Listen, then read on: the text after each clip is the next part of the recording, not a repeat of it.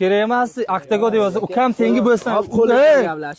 Azizlar, mana shunaqangi videolarni bemalol kuzatamiz, ammo oxiratimiz uchun zaxira bo'ladigan mana bunday videolardan o'zimizni olib qochamiz. Assalomu alaykum va rahmatulloh.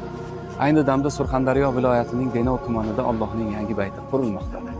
Shu kecha kunduzda azizlar, sizlarning yordaminglar, ko'maginglar juda zarur. Masjid 100 milliondan ziyod qarzdorlik mavjud.